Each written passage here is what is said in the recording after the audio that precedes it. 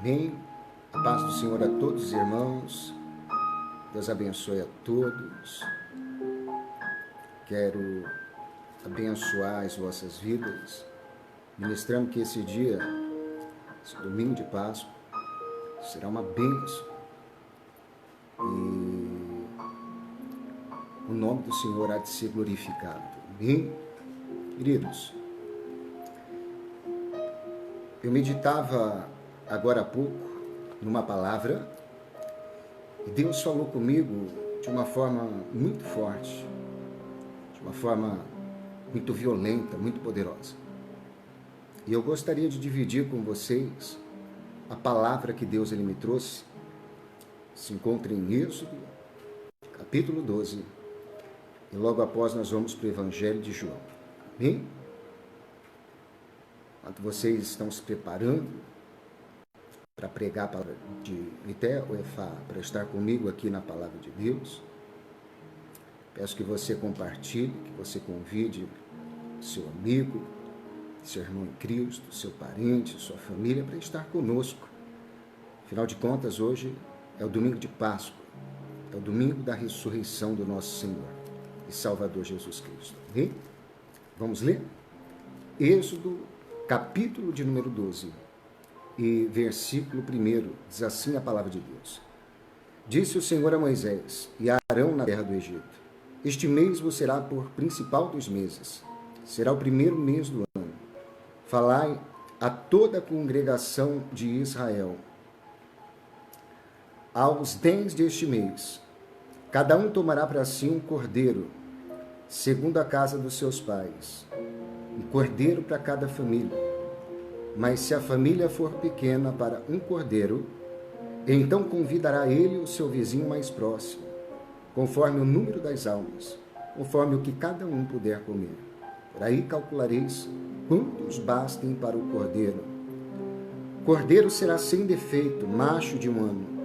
Podereis tomar um cordeiro ou um cabrito, e o guardareis até o 14º dia deste mês. E todo ajuntamento da congregação de Israel o imolará do crepúsculo da tarde. E tomarão do sangue e porarão de camonifá em ambas as ombreiras e na verga da porta, nas casas em que o comerem.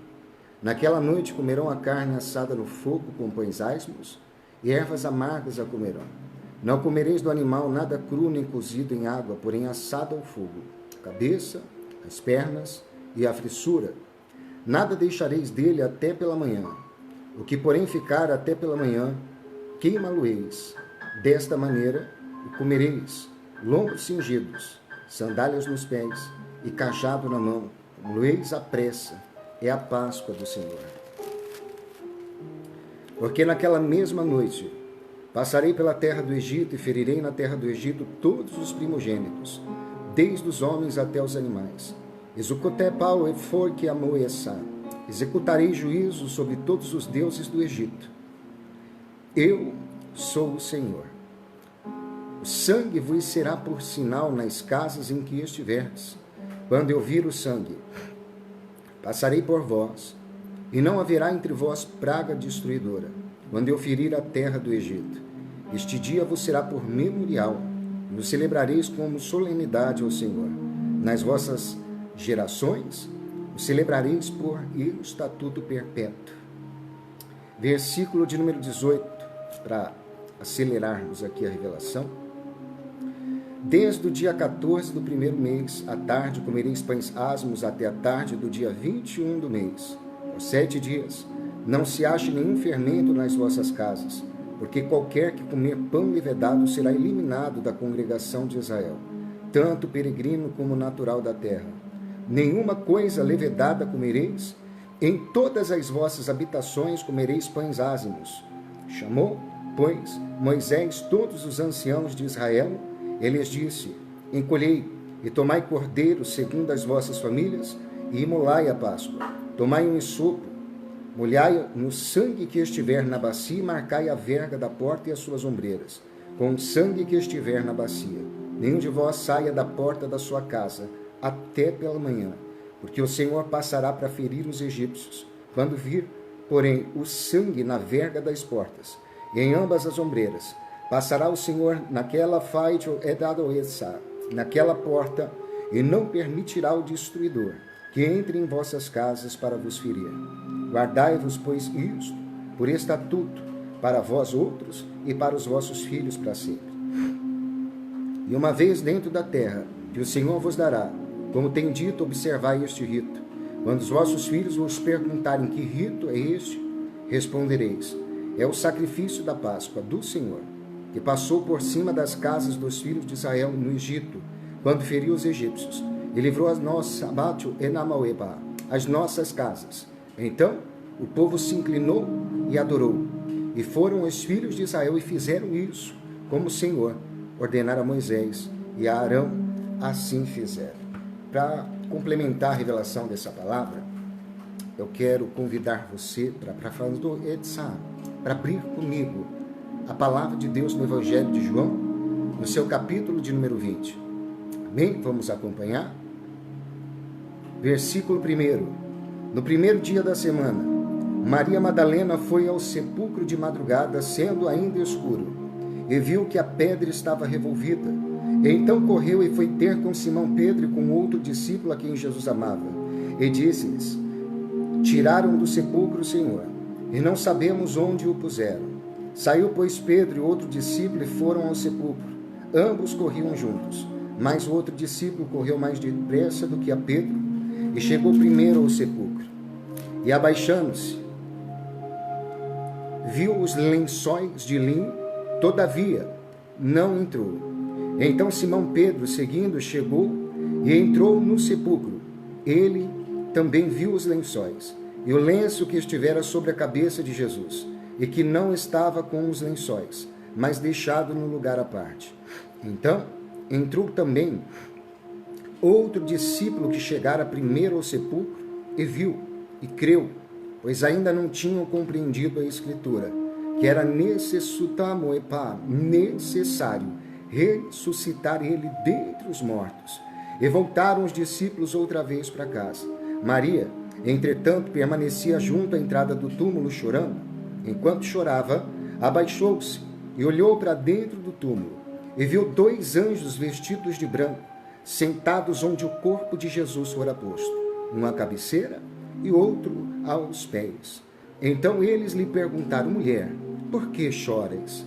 Ela lhes respondeu: porque levaram meu Senhor, e não sei onde puseram. Tendo dito isto, voltou-se para trás e viu Jesus em pé, mas não reconheceu que era Jesus. Perguntou-lhe Jesus: mulher, por que choras? A quem procuras?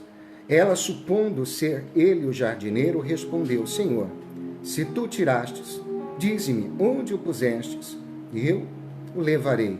Disse-lhe Jesus: Maria.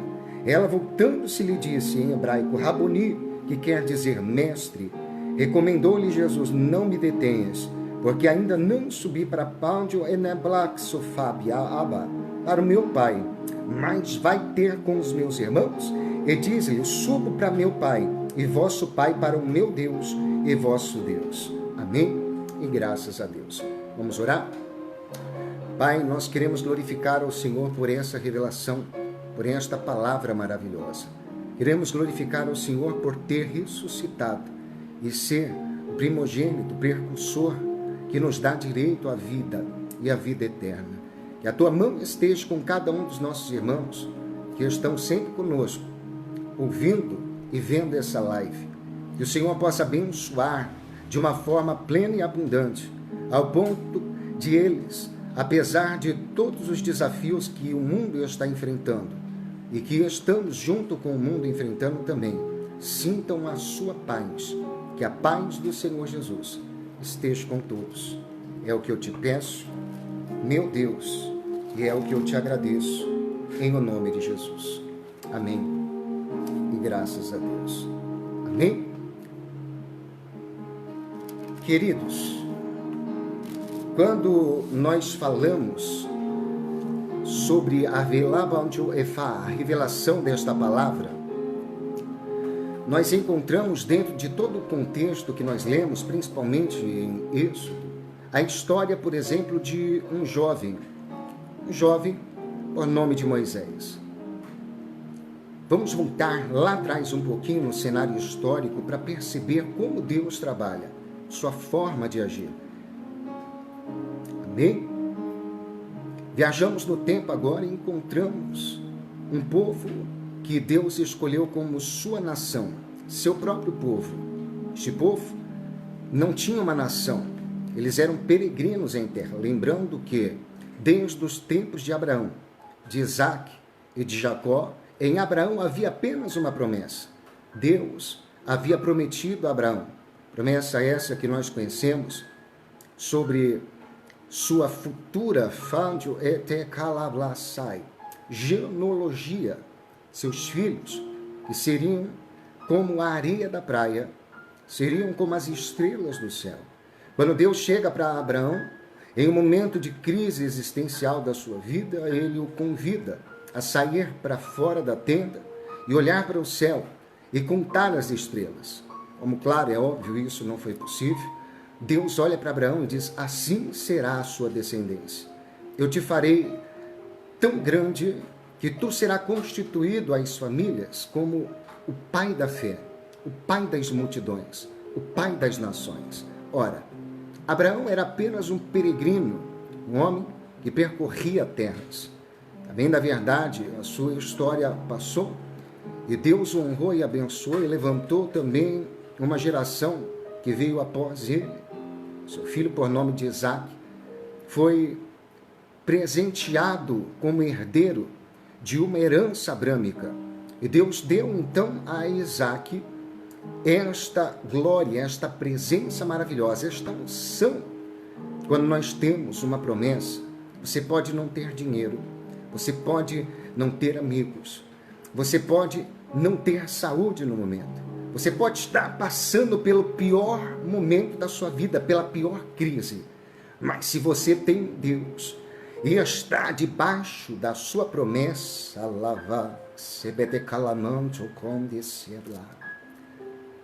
você não precisa de nada, senão crer que Deus é fiel. E foi assim com Isaac.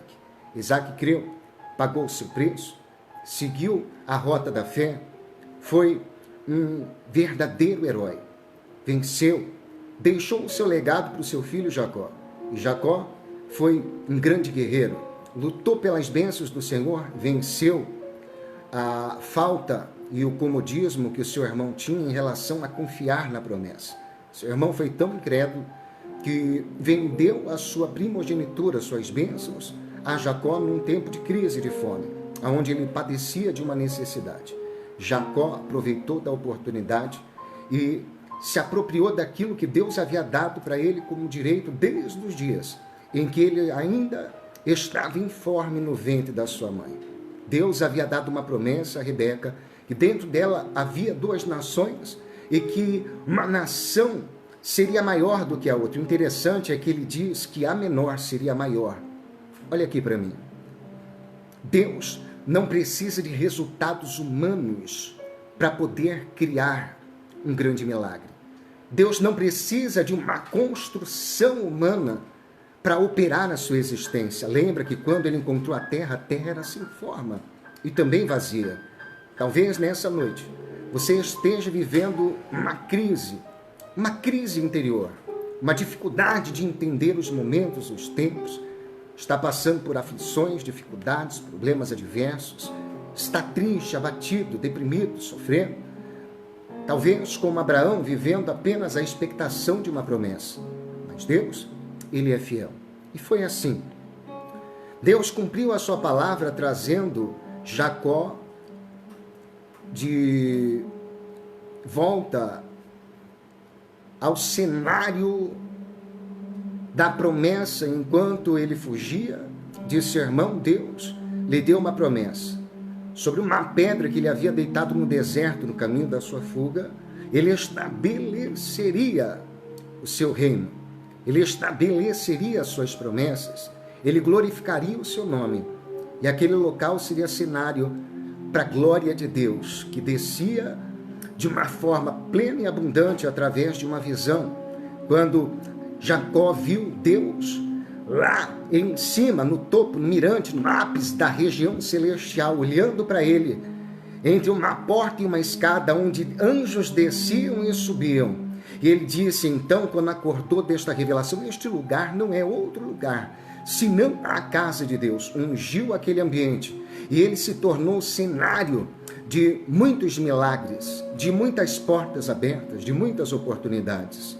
Deus abençoou Jacó, deu a ele conforme Jacó havia pedido em sua oração, antes de sair para seguir o curso da sua viagem. Esse local onde você está deitado, eu darei a ti, darei a tua terra, a tua descendência. Como Jacó havia orado e pedido a Deus que lhe desse pão e não deixasse faltar as vestes e, enfim, todo o curso necessário para que ele vivesse uma vida abundante, Jacó segue o seu destino rumo à casa do seu tio, aonde por longos anos ele permanece ali, trabalhando por uma família que ele amava. Como o senhor e a senhora, quem sabe está me ouvindo, que sai aí durante as manhãs, que não está podendo ficar dentro de casa, quem sabe você é um enfermeiro, guarda, um policial, quem sabe você faz parte do grupo de infantaria, quem sabe você faz parte do hall de pessoas que estão no ramo farmacêutico, trabalhando em padarias, trabalhando em mercados, e você tem que sair para ganhar o seu pão. Da mesma sorte, conforme nós olhamos e vemos a palavra de Deus, nós analisamos acerca de um Deus que tem promessas. Você pode dizer isto para a pessoa que está próxima de você? Olha para a pessoa que está perto de você e diga para ela, você tem promessas de Deus. Deus está na sua vida e Ele vai realizar um grande propósito. Olha aqui para mim, aproveite para viver primeiro as promessas. Sonhe, desenhe todos os projetos que Deus te deu e viva este sonho antes de ele acontecer, e você vai ser feliz. Deus vai te dar inspiração, alegrias. Você vai ter uma experiência tamanha com a eternidade e você vai agradecer a Deus por tudo o que Ele tem realizado. Eu imagino que Abraão teve momentos de crise que ele não pôde entender a vontade e os desejos de Deus, até porque ele viveu anos da sua vida estéril. Da mesma forma, Isaac era o tipo de homem que cavava um poço e alguém fechava o poço que ele cavava, então refá. Havia impedimentos que faziam com que Isaac, em tempos da sua vida, talvez olhasse e dissesse, não, para mim não dá mais, eu vou desistir. Houve momentos na vida de Jacó que ele quis desistir. Ele trabalhou por 21 anos, 14 anos só para ter a sua esposa por nome de Raquel, porque a primeira que veio foi enganada. Agora escute isso. Uma geração nova, ela apareceu no cenário. Deus levantou José, os seus 11 irmãos, e José foi o precursor que levou todos os seus irmãos familiares, suas cunhadas, seus sobrinhos, sua parentela, para dentro do Egito. Mas como diz o ditado, às vezes, nem tudo que é bom dura muito, né? E o tempo passou e Jacó, o velho anfitrião, morre, José permanece vivo, mas também a vida, ela se estende, como foi pregado pela pastora Juliette, até o cordão de prata. Quando ele é quebrado, quando Deus determina que acabou, acabou. E a vida segue. E aqueles que são geração de Jacó, de José, das 12 tribos agora, são obrigados a viver dentro do Egito, sem os mesmos governantes que outrora regiam a terra. o bom e velho José, aquele logístico, aquele administrador de empresas, aquele homem que calculou para um cenário de crise mundial e abasteceu o mundo, já não existia mais. Seu amigo Faraó também já não existia mais. E o que sobra agora? O que sobra agora é uma multidão de pessoas que estão sendo regimentadas por outro governo. E este governo, diz o texto sagrado em Êxodo, não era um governo que agradava o coração de Deus. O novo Faraó instituiu regras, liturgias, e fez aquele povo trabalhar como nunca antes em outra época das suas vidas. Resultado foi que aquele povo começou a viver uma vida amargurada, pesada, uma vida de escravo. Eles deixaram de fazer parte de um legado histórico, eles deixaram de ter seu patrimônio, suas terras, eles deixaram de ser livres, de serem amigos e se tornaram escravos. E como escravos, eles perderam o direito de ser assalariado. Eles perderam a alegria de ir e de vir. Como escravos, eles se transformaram em mão de obra barata, em massa de manobra. E a Bíblia diz que o clamor do povo hebreu subia diante de Deus. Deus não havia constituído uma nação. Ele tinha tribos, ele tinha promessas. Promessas que veio sobre Abraão, sobre Isaac, sobre Jacó e sobre a descendência de Jacó, que eram exatamente os 12 filhos de Jacó. Deus precisava então trabalhar. No entanto, o tempo de Deus não é como o nosso tempo. Israel ficou 430 anos. 5 gerações vieram e trabalhavam, sem saber, somente ouvindo, a história de um povo que antigamente era livre, abençoado, que Deus ouvia. Aquele povo acordava de manhã na alva, ia para a beira do Nilo, pegava a argila do Nilo, misturava com palha, colocava numa forma, e ali eles faziam tijolos de até 200, 500 quilos, meia tonelada. Sua vida se resumia a cozer tijolos e construir um império para o grande imperador, o Faraó. O Faraó começa a prosperar.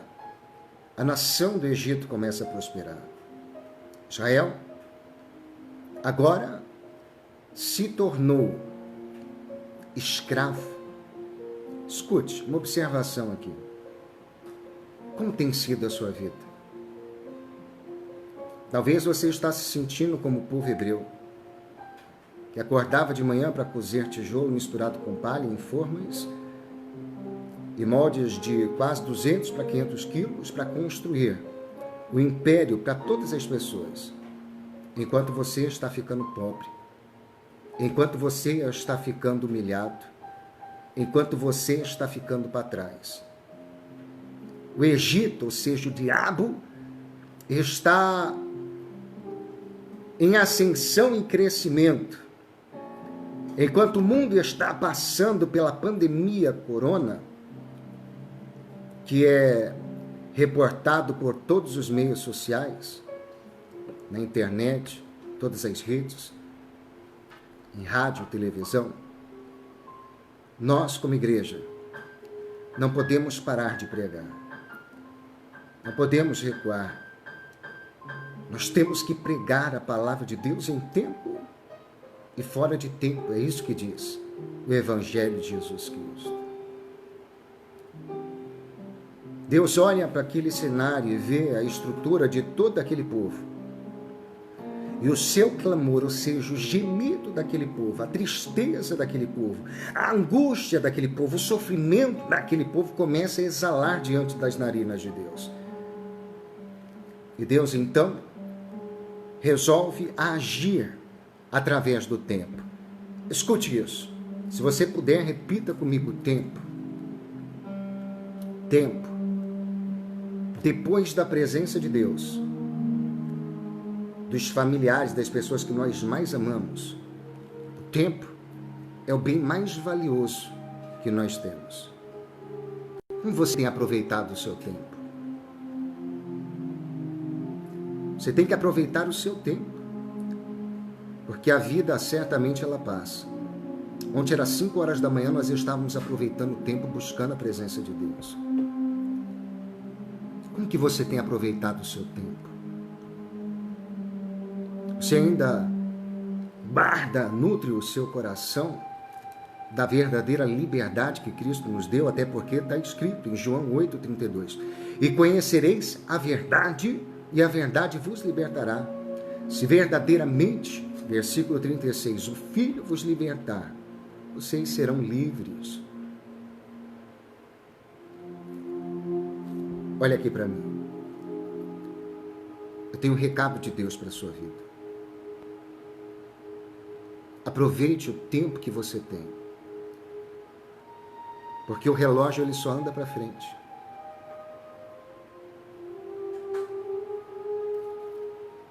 Ele nunca vai voltar para trás. Só existe uma revelação bíblica que fala que Deus voltou o relógio. Sinais atípicos. O tempo ele passa e ele não volta. Em tempos de pandemia, em tempos de crise, o que você tem feito com o seu tempo? O povo hebreu não tinha tempo de pensar. Por quê? Porque eles estavam vivendo 430 anos de trabalho forçado e pesado. O texto do capítulo 1 diz que Faraó sentiu medo por ver que mesmo aquele povo em fadiga contínua e constante, ainda assim, trabalhava cada dia mais. E a Bíblia diz que eles cresciam e se multiplicavam. Aquele povo, embora vivesse uma vida de escravo, não sabia a força que tinha, não sabia o potencial que tinha. Igual você que está me ouvindo. Talvez você está me ouvindo e está vivendo como o povo hebreu, vivendo uma vida de exílio e escravidão dentro do Egito. Deus te libertou, você está vivendo a graça de Jesus Cristo. E está se sentindo ainda como se estivesse cozendo barro em palha em formas de 500 quilos. Seu dia está passando, sua vida está passando, e o que você tem feito com ela? O que você tem feito com o seu tempo? Se Jesus voltar agora e ele falar, apresenta-me as tuas mãos, o que você vai dizer para ele? Escute isso.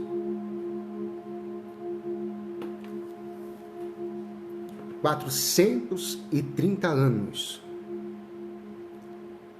Israel ficou 430 anos sem ouvir uma profecia, sem ouvir a voz de Deus, sem sentir a sua presença. Quando nós ficamos alguns minutos carecendo do amor e da misericórdia, e parece que o céu está de bronze, nós ficamos magoados, entristecidos. Imagina 430 longos anos sem ouvir Deus falar. E além de tudo, gastando todo o precioso tempo da sua vida trabalhando como escravos. Uma geração após a outra foi passando. A motivação e a esperança foi esvairindo. E eles viviam apenas à sombra da promessa de Abraão, à sombra da promessa de Isaac e de Israel. Que Deus levantaria uma nação, nação essa que até então nunca tinha existido de fato. Escute isso. Até que Deus olha para o povo hebreu. E Deus ouve o gemido deles e diz: chegou a minha hora, chegou o meu tempo, calava. Está entendendo que Deus está dizendo nessa noite? Chegou a minha hora, chegou o meu tempo. Te falabrasse alablacanto canduiaçá. Chegou a minha hora e chegou o meu tempo. Se você estiver do lado de alguém, diga isso para ele. Deus está falando, chegou a minha hora e chegou o meu tempo. O tempo de Deus, ele começa de uma forma que às vezes nós não conseguimos perceber. Veja, Deus olha para um casal em tempos de crise, de dificuldade, aonde Faraó percebe que os varões hebreus estão crescendo descontroladamente, como o público que nós temos na China. Uma nação está sendo construída sem que eles percebam, um povo forte, capaz, resistente, porque quem carrega 500 quilos de peso, ainda que seja em grupo, com os materiais necessários, de sol a sol, tem resistência, pode ser escravo, pode estar vivendo como escravo, mas está sendo preparado. Escute isso. Sabe as dores que você está sofrendo em um todo da sua vida? É a construção de uma promessa, para que você se torne resistente, para que você se torne capaz. Deus está capacitando a sua igreja em tempos de crise. Sabe por quê? Muitas vezes nós temos que trabalhar com o pouco, fazer igual Cristo, multiplicar o pouco para que ele vire muito, para sermos fiéis no pouco e administrarmos bem o muito. Sabe por que você sofreu de enfermidades, de desemprego, às vezes de decepções, de traições? Porque Deus está desenvolvendo dentro de você o caráter dele, a personalidade dele, a renúncia, a entrega.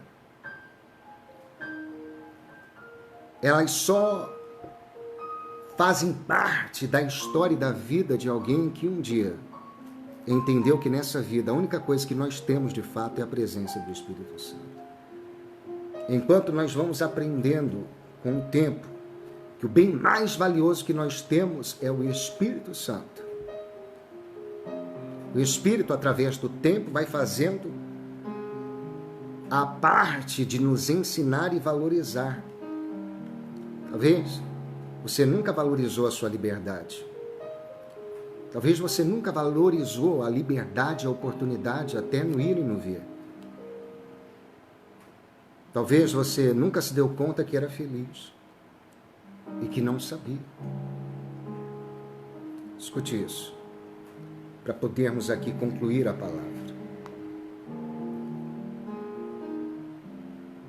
Deus, ele se revela então em um dia mau, difícil, aonde Faraó havia um decreto que todo varão macho que nascesse naquele período deveria ser morto. Ele entregou esse ofício, esse decreto às parteiras que cuidavam das mamães.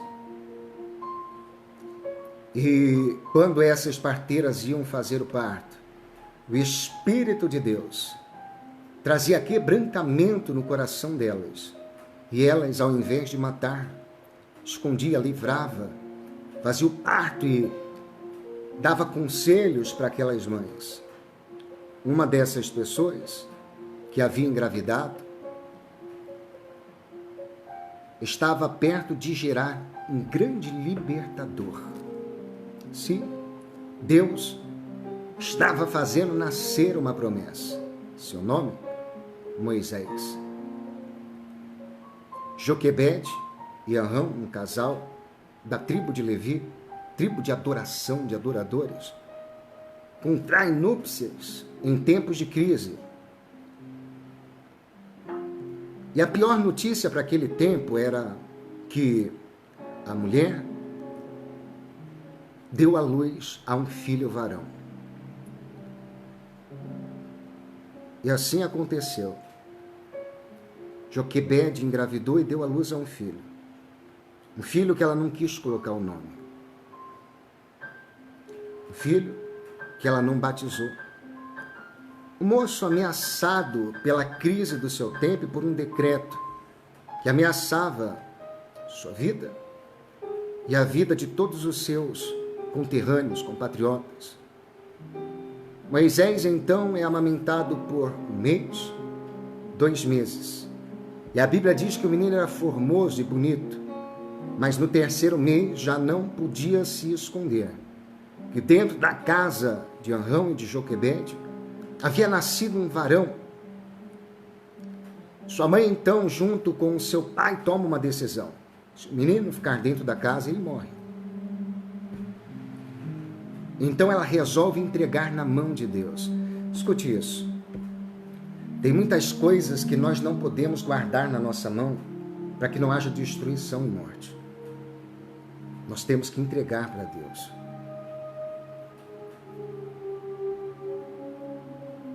Algumas coisas que Deus entregou às nossas vidas que nós temos que usar de fidelidade.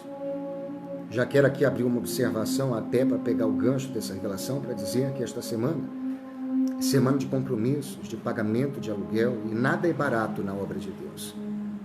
Nós temos custo com água, com luz, nós temos custo com a luz, nós temos custos com a contadora, nós temos custos com o aluguel, nós temos obras. E essas obras, elas não param. Por isso, tudo que você tiver que entregar, entregue, para que Deus te abençoe. Cobertura espiritual, nós só temos se formos fiéis. Já percebeu que toda pessoa que peca, ela sente medo? Uma pessoa, por exemplo, que outrora foi cheia de fé, e que vive acometida de medo, é porque ela deixou entrar dentro do seu coração uma culpa. Quem sabe uma culpa que nem é dela, que foi enviada por espíritos que te fazem acreditar em algo, quem sabe, que você nem cometeu. Eu já trabalhei com pessoas, por exemplo, que se sentiram culpadas ao ponto de achar que blasfemaram contra o Espírito Santo de Deus. Pecado imperdoável, biblicamente se falando.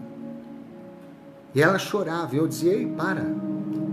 Sabe qual é o maior sinal de que você não pecou contra o Espírito Santo de Deus? É que você tem sentimento. Uma pessoa que peca contra o Espírito Santo de Deus é um psicopata, sociopata, ela não tem sentimento. Porque quem traz sentimento, ainda que seja para o ímpio, é o Espírito que convence do pecado, do juízo e da justiça, é ele que convence. Pegou? Então, se você tem ainda amor, fidelidade no seu coração, fique tranquilo. Nenhuma condenação há para aqueles que estão em Cristo Jesus. Temos pouco tempo para administrar a palavra e eu preciso entrar na revelação. Moisés, então, será levado para fora do seu berço, da sua casa, do aconchego da sua mãe e do seu pai, da sua família. Sua mãe, seu pai constroem uma pequena arca de junco, calafetada por dentro e por fora, uma pequena arca de Noé. E a sua irmã, então, leva ele até a beira de um rio, chamado Nilo. Deixa eu até abrir uma observação. O Egito é uma terra seca, é um deserto sem precedente. O Egito é uma terra que é tão árida e tão seca que o fato de a misericórdia de Deus se estender até sobre os gentios é que ele fez com que existisse um rio ali chamado Nilo, que era o divisor de águas. Este rio tinha épocas que ele se esvaziava e que ele se enchia. Na época em que ele se enchia, ele preparava todo o solo. uma argila, uma terra preta. E quando a água recuava, aquele solo, ele cultivava vários grãos que eram de primeiríssima qualidade. Só Deus para fazer uma coisa dessa. Só Deus para realizar uma obra dessa. Escute bem. Moisés é colocado pela sua própria irmã no leito, na beira do rio. E o rio direciona Moisés até a sua família, até a sua futura família, entre aspas. Deus estava guiando as águas do Nilo e cuidando de Moisés para que ele não fosse devorado por nenhum animal réptil, por um crocodilo. Parece coincidência, mas é preparação divina. A filha de Faraó sai com as donzelas de dentro do palácio para se banhar. Enquanto ela está tomando banho, se lavando, uma pequena arca, com um menino que, quem sabe, agora está chorando. E uma mulher, despertada pelo sentimento de compaixão materna, olha para aquele menino e o ama, o leva para dentro do seu palácio.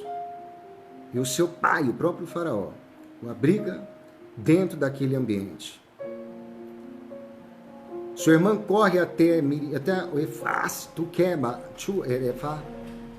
até a filha de Faraó, e diz: quer que eu pegue uma das amas, uma das hebreias, para amamentar este menino? Ela disse: vai, e eu pagarei o salário. A irmã chama a sua mãe e diz: olha, eu consegui para você o emprego. Ela diz: onde? Eu imagino: dentro do palácio. Mas como isso? E você não sabe qual que vai ser o teu trabalho. Imagino que curiosa, ela pergunta: qual? Cuidar do meu irmão. Moisés está salvo. Moisés está guardado. Moisés, sim, Moisés. Eu ouvi a filha de Faraó dizendo: e tu se chamará Moisés, porque das águas eu vos tenho tirado. Moisés cresce e dentro do governo no Egito ele se torna um príncipe com potencial desenvolvido.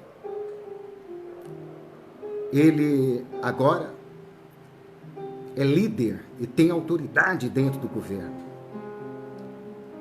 Como Deus não tinha uma obra mais na vida de Moisés, ele vai ter que mexer com o coração de Moisés.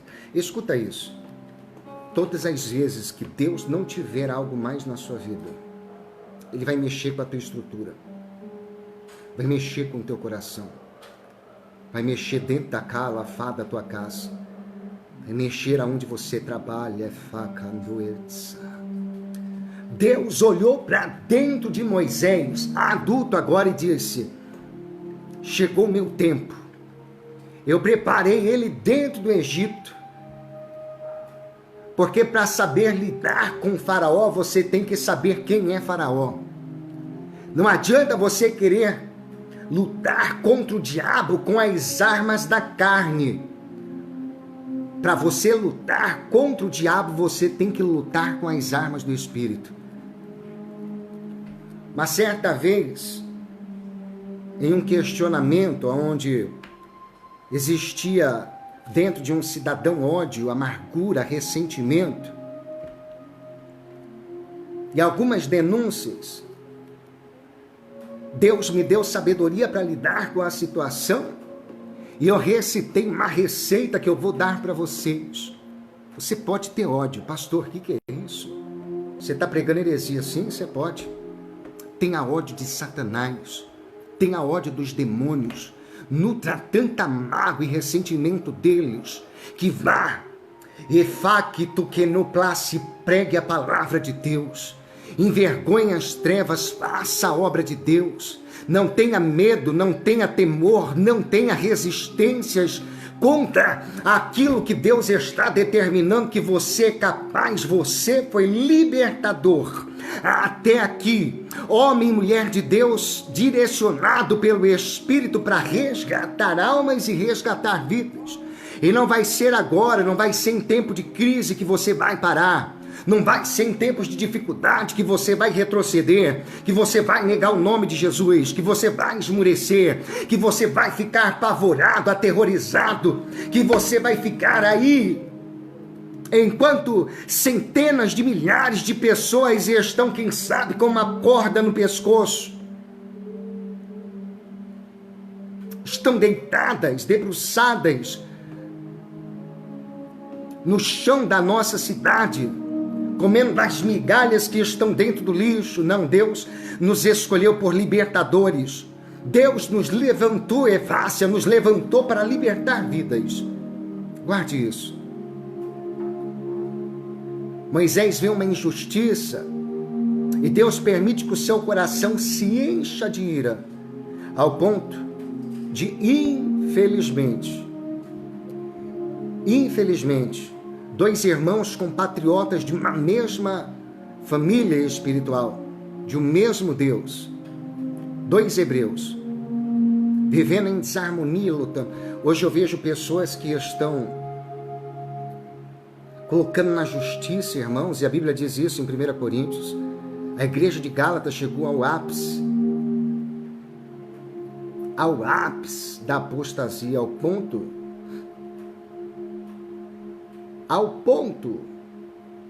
de levarem os irmãos aos tribunais. Paulo denuncia aquele povo. E diz: eu vejo que vocês estão tão inchados que há entre vós até quem tem relacionamento com a sua própria madrasta. Olha que coisa horrível. Há entre vós fornicadores, maldizentes.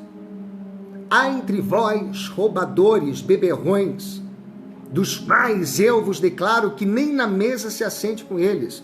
E eu não os digo, Efasto, Quebaloepai, eu não digo a estes que estão no mundo, porque senão seria mister necessário que vós também saísseis do mundo. Mas eu digo a esses que, dizendo-se irmãos, e forem roubadores, mentirosos, fornicadores, adúlteros, a estes acerca dos quais eu vos declaro que nem assentais para comer.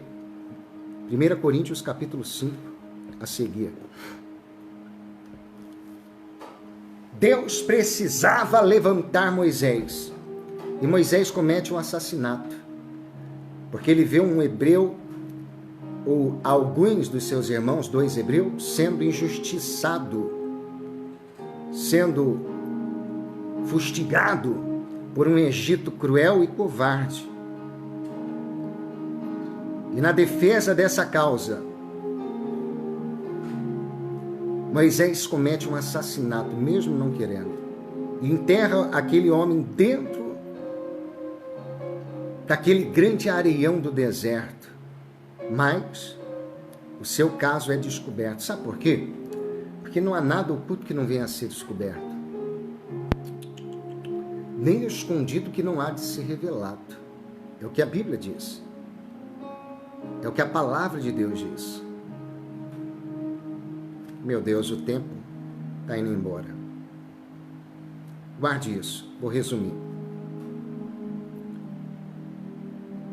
Deus, então, agora, neste momento, precisa se apresentar para Moisés.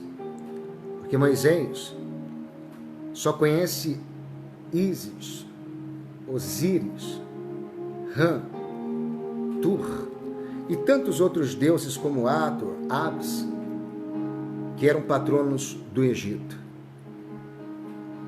Enquanto ele está em sua fuga, agora vivendo em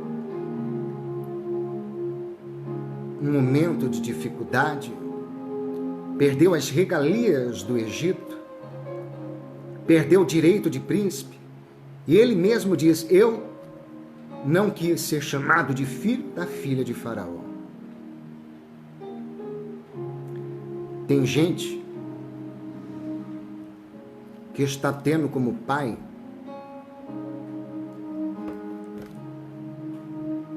o bruxo.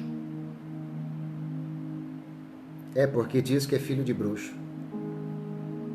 Tem gente que está tendo como pai o pai da mentira, porque a Bíblia diz que quem mente é filho do diabo, que era homicida desde o princípio, não se firmou na verdade. Quando profere mentira, fala do que lhe é próprio, porque é mentiroso e pai da mentira. Mas você é filho de Deus. Você é filho do Pai das luzes. Deus se apresenta para Moisés enquanto ele agora está vivendo uma outra vida, casado, carregando o rebanho do seu sogro dentro daquele grande deserto. Deus o encontra no meio de uma sarça. A visão é extraordinária porque a sarça, normalmente ela queimava no deserto. O calor era tão grande que fazia a sarça queimar. Não interessava, mas o interessante é que essa sarça ela queimava. Mas o grande diferencial dela é que ela não se consumia. Uma grande voz, então, agora, brada e diz para Moisés: Moisés, eu te levantei para ir até o Egito e libertar o meu povo da escravidão de Faraó. Moisés olha e diz: Senhor, eu não. Eu sou pesado de língua, eu não sei falar. Mande meu irmão, envia outro. Aí Deus olha para ele: Moisés, não fui eu que fiz a boca do homem? E sabe, você se sente um Moisés. Você acha que você nunca vai pregar a palavra de Deus. Interessante é que você tem uma promessa como Abraão. Lembra que nós falamos? Você tem uma promessa, você é um Israel de Deus. Deus quer fazer de você uma nação. Mas não é porque não se cumpriu de verdade ainda que Deus não realizou já no reino espiritual. Vai se cumprir. Deus se ira com Moisés. Mesmo assim, lhe concede a sua misericórdia. Ele sabia que Moisés estava apenas assombrado, porque o único Deus que ele conhecia era o Deus do Egito. Então ele diz: eu vou em nome de quem? Mais ou menos assim, de Ísis, de Osíris, de Rã. Deus diz: não, você vai em meu nome. E Moisés pergunta: e qual é o seu nome? Diga para aquele povo que eu sou, é o meu nome. Como é que é? Ele diz: eu sou e eu como e faço que ne faça o que sou. Diga àquele povo lá: eu sou, te enviou. Moisés vai obediente à palavra de Deus, se apresenta, Deus dá a ele autoridades, alguns sinais acontecem e você conhece a história. Deus se revela através de um cajado que vira cobra, através das próprias mãos de Moisés, quando ele empunha sobre o seu peito, e ela volta branca, como se alguém estivesse leproso, e logo no seu retorno, aonde Deus manda ele colocar de novo as mãos para dentro, a sua mão fica sã e curada. O triste é que o diabo ele promove incredulidade. E os magos daquele tempo, que fazem parte da comitiva de Faraó, reproduzem os mesmos sinais. O grande diferencial é que aquele cajado que vira cobra, nas mãos de Moisés, engole todas as outras serpentes que estavam ali. Como resultado, Deus estava dizendo para Faraó: eu sou. Moisés, ele vai até Faraó e diz: eu sou, mandou você deixar o povo partir, porque ele quer ouvir a adoração do seu povo. E Faraó então olha e diz para Moisés: eu não conheço o seu Deus, eu não sei quem ele é, eu não sei qual e quem do pai ela fala, e pai é o seu nome. Porque Moisés se considerava como Deus.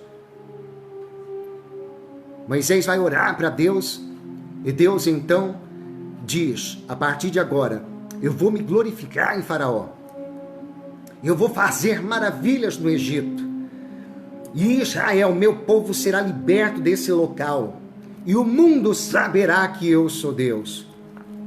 Deus então vai ferir o Nilo, transformá-lo em sangue, vai jogar pragas, como a praga da rã, do piolho, da mosca, do gado que fica acometido de pestes.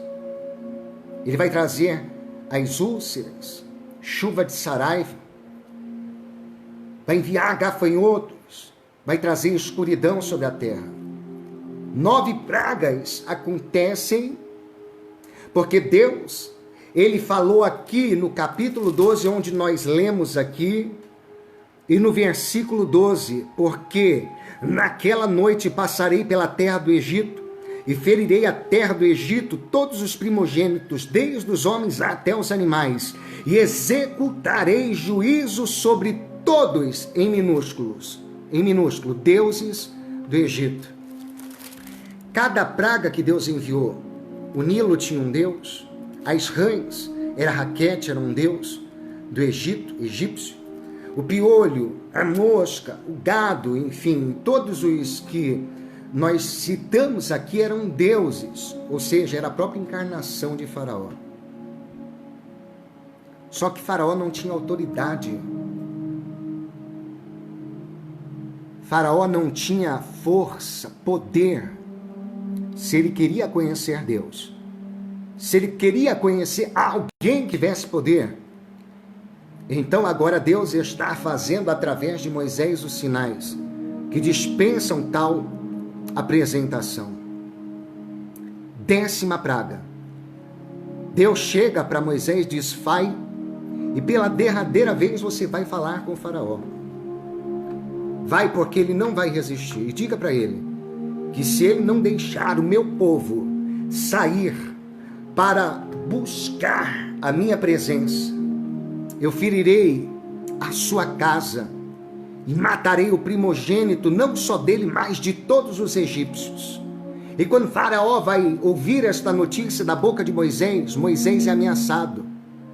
E Faraó diz para Moisés que nunca mais Moisés aparecesse ali, porque o dia em que eles se vissem de novo, face a face, Moisés seria morto. E Moisés disse: agora saberás se o Senhor é Deus ou se Ele não é. Deus então constitui a Páscoa.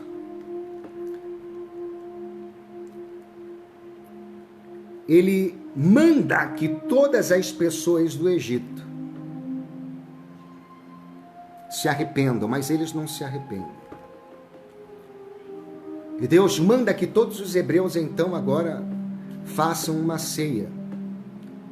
Um cordeiro deveria ser morto, no caso de muita pobreza, um cabrito.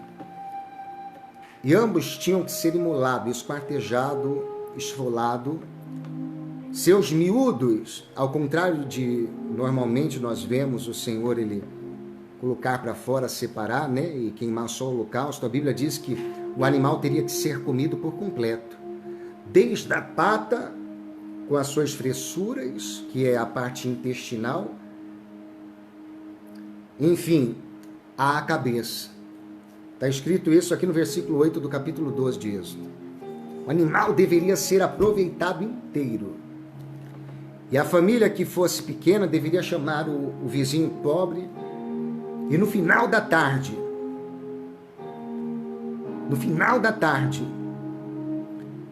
no crepúsculo, eles deviam passar o sangue separado nos umbrais da porta e comerem a Páscoa com pressa.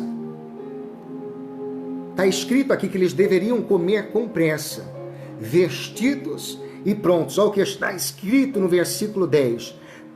No versículo 8 e 9, onde nós falamos: naquela mesma noite comerão a carne assada no fogo com pães ázimos e ervas amargas o comerão.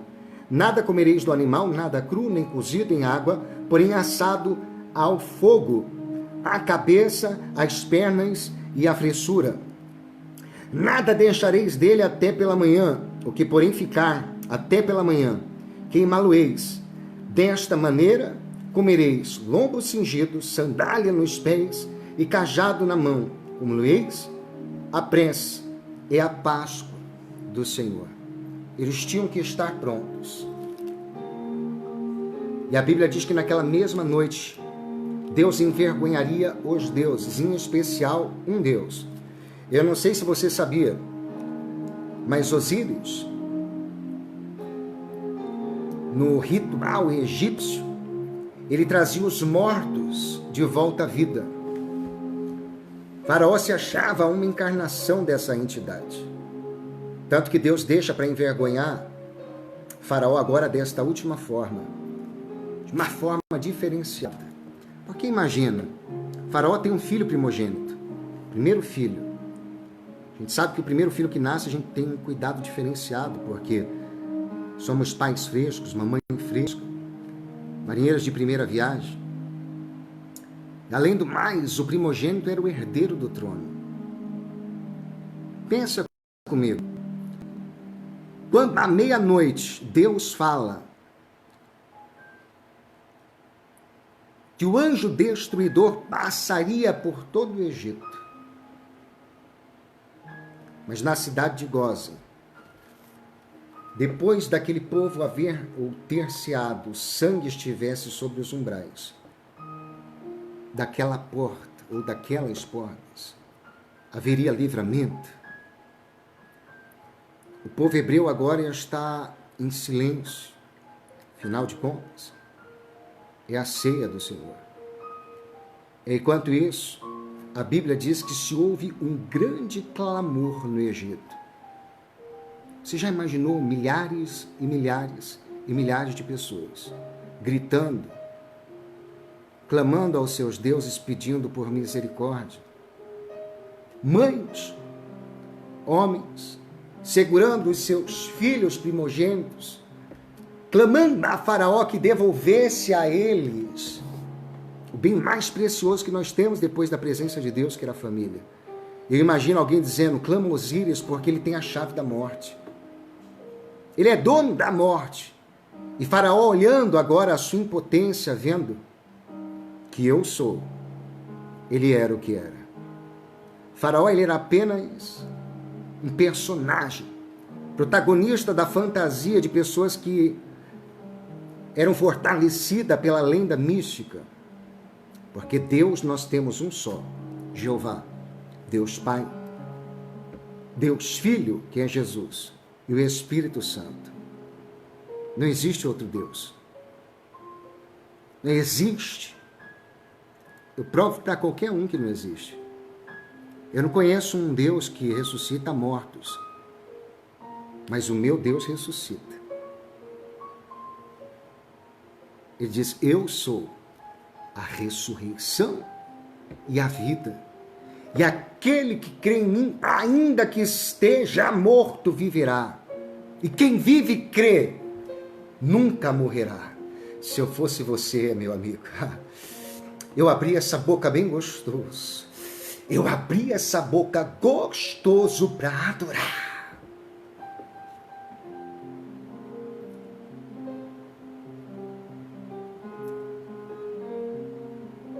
Faraó então toma uma decisão sábia.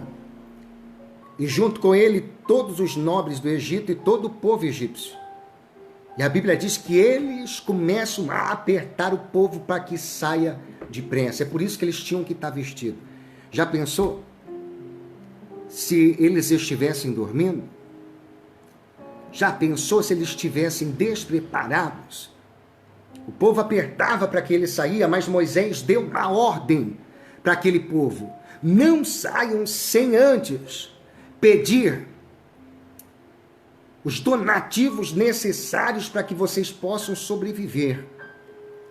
E aquele povo então, em grande massa que era, exigiu dos egípcios os 430 anos que eles trabalharam sem ganhar um centavo. Quer ver o que aconteceu?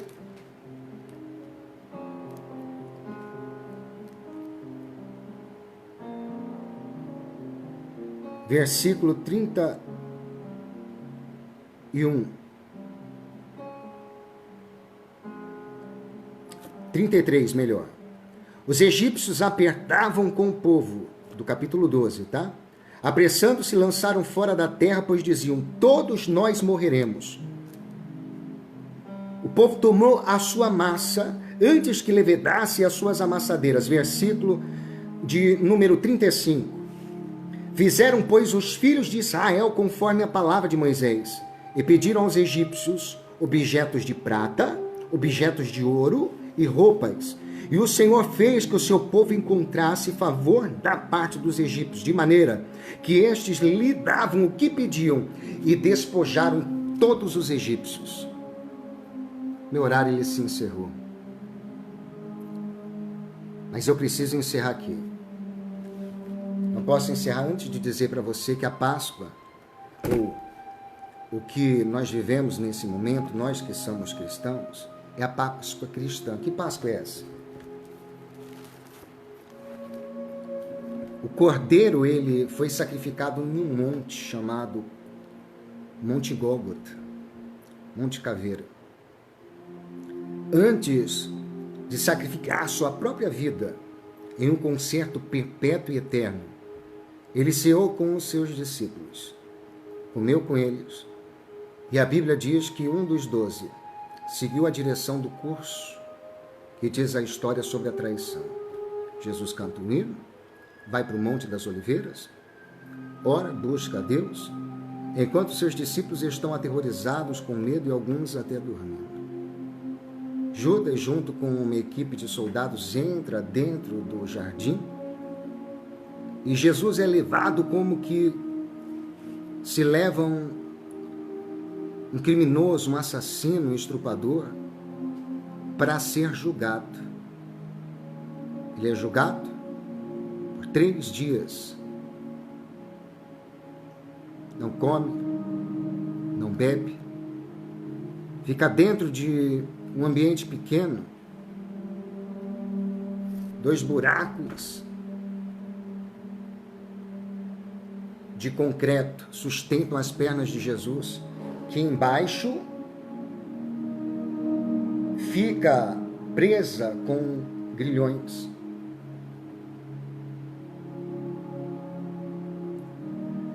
Jesus não bebe água e não come pão.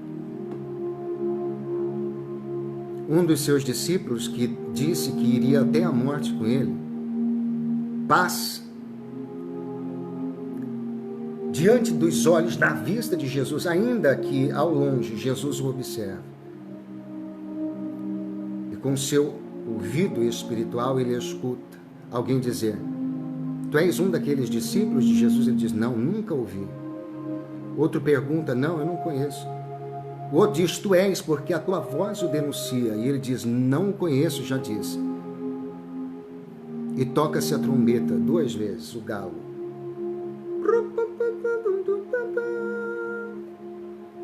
E Jesus olha para o seu amigo. E o seu amigo se lembra o que Jesus disse: antes que o galo cante 2 vezes, 3 vezes você me negará. Jesus é preso por 3 dias, sofre, lembra que o seu melhor amigo agora está seguindo o curso, linha final, reta final.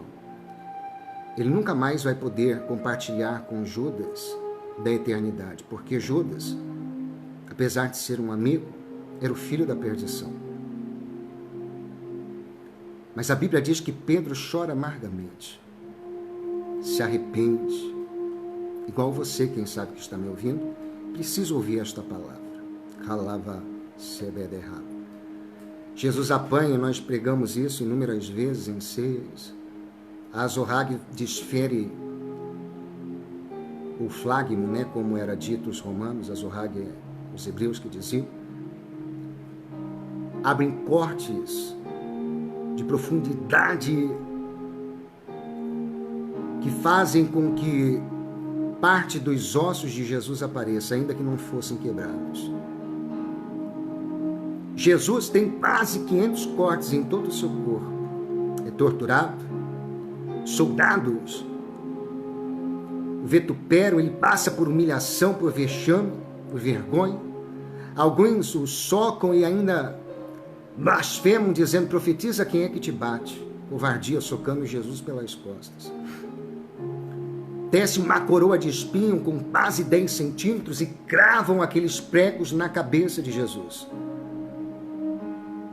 Colocam uma capa púrpura em seu corpo e depois arrancam, fazendo com que a sua carne sinta, o seu corpo sinta dores inimagináveis.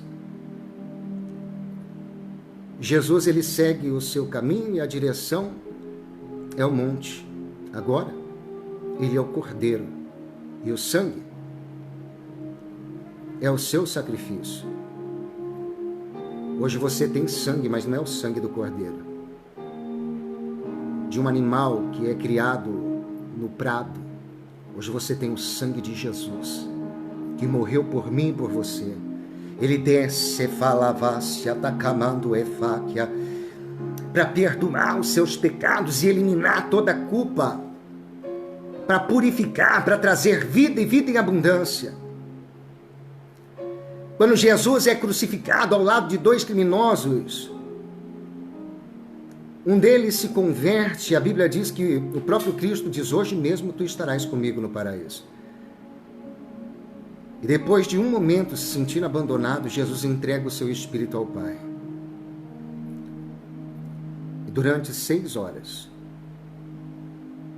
Jesus sofre numa cruz, às 9 da manhã, às 3 horas da tarde. A Bíblia diz que há trevas, a terra está escura, o mundo está em silêncio, porque o Filho de Deus agora,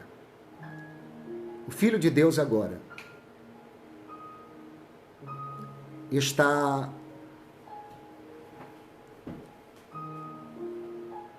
entregue por toda a humanidade.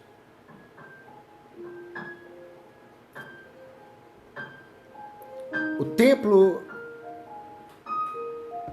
não vai ter mais a mesma alegria. O Raboni da Galileia havia morrido. Seus discípulos se retiram um após o outro. Um dos soldados transpassa Jesus, que foi crucificado, como nós sabemos, e confere a sua morte. Quando da lateral da sua costela a água ela emana no lugar de sangue, eles dizem: verdadeiramente este era o Filho de Deus. A Bíblia diz que um terremoto, um grande barulho sacode a terra. O véu do templo, que tinha 12 centímetros e meio de espessura, é rasgado. 18 metros de altura. É rasgado de alto a baixo. Os mortos ressuscitam e o corpo dos santos, eles começam a passear por toda a nação. O senador, tanto José quanto o mestre Nicodemos, o líder da sinagoga, pedem o corpo de Jesus, que é sepultado em uma sepultura de rico, cemitério de rico, porque ele nasceu como pobre, mas agora ele vai voltar ao seu estado original. E no seu estado original, ele é rei, e não só rei, ele é rei dos reis, e ele é senhor dos senhores. Eu vou encerrar.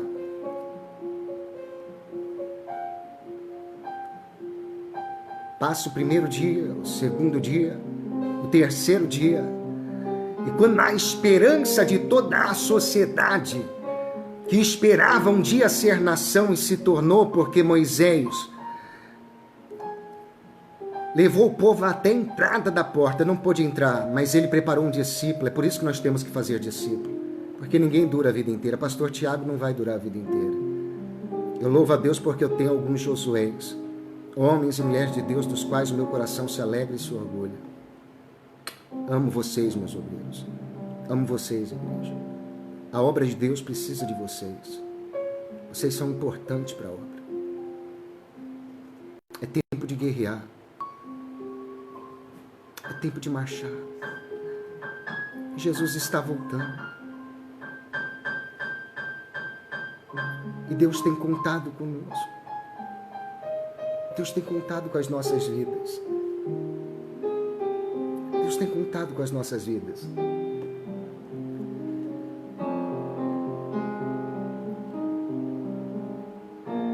Três dias, ele diz, destruireis esse templo, em 3 dias ele será reconstruído. 3 dias. No domingo de manhã, a Páscoa do Senhor.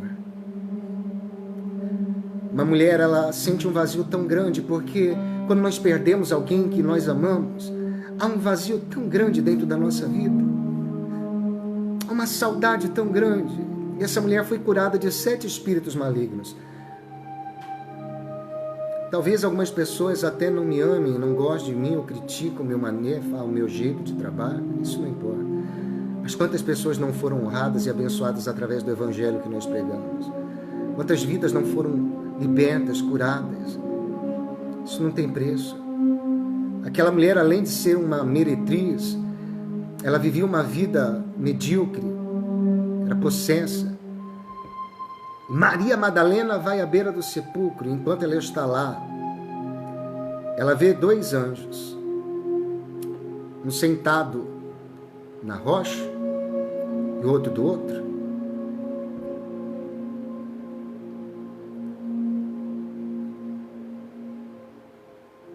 A rocha, ela é revolvida, e quando aquela mulher sai para contar a um dos discípulos, por nome de João, e também o outro por nome de Pedro, João e Pedro vai ali no pique para chegar.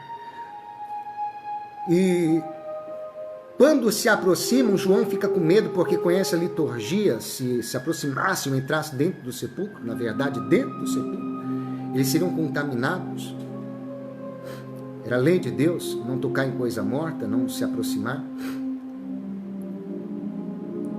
Só que Pedro, ele entra dentro do sepulcro. E quando ele entra, ele motiva a João, e ambos vão olhar e vão ver 2 lençóis, uma na cabeceira e o outro nos pés. Enquanto isso, a mulher que está lá do lado de fora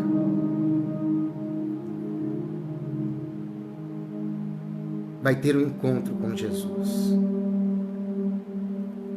Jesus vai olhar para ela e vai dizer: por que choras? Não chora. Ela diz: levaram o corpo do meu Senhor, devolve ele para mim. E Jesus chama o nome, diz Maria. Então os olhos dela se abriu. Ela diz: Raboni, eis tu. E ele diz: não me detenha. Deus está dizendo isso para a sua igreja: não me detenha, eu quero te usar. Vai, porque diz aos meus irmãos que eu vou aparecer a eles. Eu vou aparecer aos discípulos de Emaús, eu vou aparecer a Pedro, eu vou aparecer aos 10, eu vou aparecer aos 11, aos 70, aos 500 irmãos. Eu vou aparecer a Paulo, eu vou aparecer a Estevão, eu vou aparecer a João. Eu encerro minha participação dizendo: a Páscoa judaica era comemorada através daquilo que nós pregamos sobre Moisés. Um cordeiro que era comido por inteiro, até as tripas, com pães ázimos, sem fermento, não podia ter fermento, será feito durante 7 dias. Essa festa, ela era uma festa vitalícia dentro daquele período. No primeiro mês, logo na primeira lua cheia, eles comemoravam isso. Era a Páscoa do Senhor. Pachete, Pachá, passagem, sair do Egito para a terra de Canaã, a terra da promessa. E Deus foi uma tipografia, Jesus foi uma tipografia de Moisés. Ele está dizendo: uma nova terra te aguarda, uma terra que mana leite e mel. Como nosso missionário Carlinhos falou hoje lá no culto, a Nova Jerusalém, que nós nunca entramos lá dentro, mas dentro da nossa vida, que é uma igreja, nós sabemos que ela é real, que ela existe. Primeira Páscoa de Moisés, saída do Egito. Segunda Páscoa, Cristo se fez o Cordeiro, Cordeiro Pascual. Por isso nós ceamos com o cálice que Jesus ceou. E existe a Páscoa pagã, que é a Páscoa que conta aí os estudiosos que havia uma deusa, entre aspas, com D minúsculo, Deus falso, chamado Ostera, que transformou um pássaro num coelho, e esse coelho nunca mais pôde tornar a voltar a ser pássaro. E a primeira anomalia é que esse coelho, que era um mamífero, ele botava ovo. Nunca vi coelho botar ovo, mas esse botava ovo, e a lenda diz que o ovo que ele botava era doce. Então, a Páscoa que hoje as pessoas fazem é mais comercial e pagã. Pastor, eu posso comer o meu chocolate? Deve. Amém? Seja feliz. Precisa com moderação, né? Amém? Mas a nossa Páscoa, o Cordeiro é Jesus. O altar é um monte Gólgota. O sangue está sobre as nossas vidas, não mais sobre os umbrais da porta. E nele nós temos uma herança e vida eterna, porque através da morte dele houve intervenção, e testamento nós só temos, e herança nós só temos, se houver intervenção de morte. Amém? Feche seus olhos, vamos orar. Próxima quarta nós vamos adorar, e a próxima quarta eu vou trazer uma revelação muito forte. Se prepara, convida os amigos, porque nós vamos pregar sobre o Apocalipse, o segredo dos 7 selos. Vai ser muito forte, tenho certeza que vai ser edificante. Pai, eu quero abençoar a vida dos meus irmãos. Peço que o Senhor os abençoe de uma forma extraordinária e abundante. Eu abençoo as casas que hoje estão aí na audiência desta programação, e que, como igreja do Senhor, eles possam viver o melhor em tempos de crise. Eu abençoo a sua família, a sua casa, em nome de Jesus. Que o Senhor Deus te abençoe, te guarde, faça sobre ti resplandecer o teu rosto e a tua luz. Que Deus te abençoe, tenha misericórdia de ti, que Ele te guarde no ir e no vir, a tua entrada e a tua saída, desde agora e para todo sempre.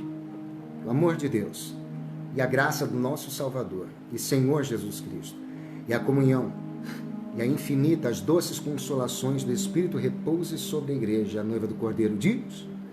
Nosso lema é santidade ao... Porque Deus, Ele é. Nunca olhe o momento, esperem sempre o resultado. Fazendo assim, somos mais do que... Dedo de profeta, aí, unção de profeta, guarda o que tens para que ninguém tome a sua. Porque Jesus, Ele está. Esse território é... O céu é... A nossa família de lealdade ao...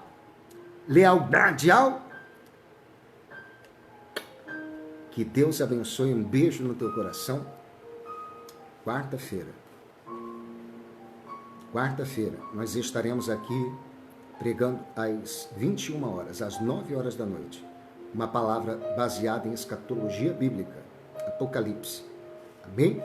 Que Deus abençoe, um forte abraço de toda a nossa família produzindo, minha esposa, a pastora Juliette, meu filho Israel, estão aí mandando um forte abraço e um grande beijo. Que Deus abençoe, uma ótima Páscoa, fique com Deus e até quarta-feira, se Deus assim permitir. Eu encontro os demais que fazem parte do grupo de oradores às 7h30, tá bom? Na igreja. 7h30. Estaremos todos orando na igreja até às 8h15, como é de costume. Quarta, sexta. Com exceção do domingo, nós ficamos das 6h30 até às 7h15. Paz do Senhor, Deus abençoe. Até a próxima, se Deus quiser.